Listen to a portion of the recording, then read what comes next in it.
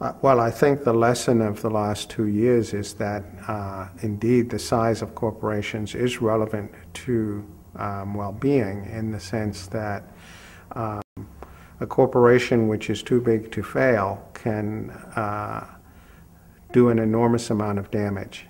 If it starts to fail, I think here the analogy is, if somebody shoots an elephant before it finally dies, it's going to do a lot of thrashing around. And indeed, what we saw with the too big to fail phenomenon was that actually there's circumstances in which the taxpayer has to resuscitate the elephant.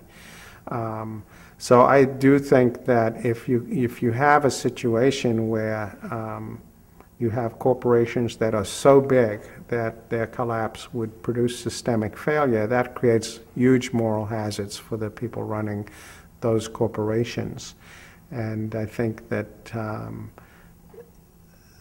what one does about it is another matter. And I think that the notion that I think the Obama administration's current plans are probably naive, in the sense that, they're talking about, for instance, the creation of a $50 billion fund to manage the sorts of problems that might arise.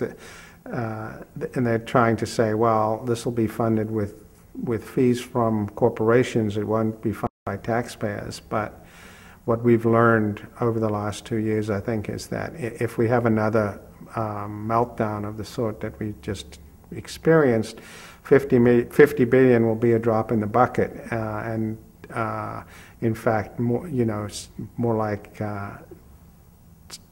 200 trillion is probably what we're going to have spent before the end of this whole crisis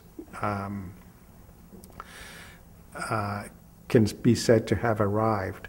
So my own view is that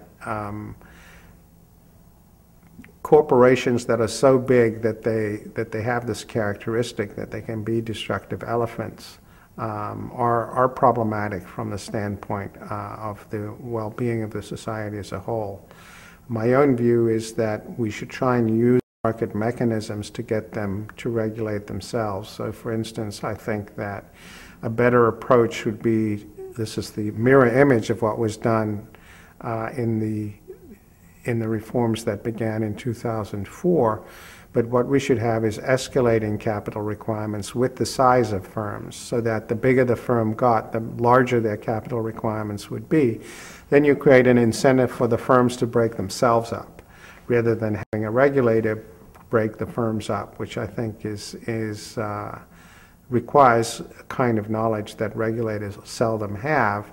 And also, once we talk about regulators doing it, you have the problem of what perverse incentives the regulators themselves might face. But if you had a system in which capital requirements escalated with firm size, then firms would have an interest to keep themselves below certain size thresholds and actually break themselves up in order to have the benefits of lower capital requirements. So that's my sense of the best way to regulate the behavior of firms is to find ways to get them to have incentives to regulate themselves.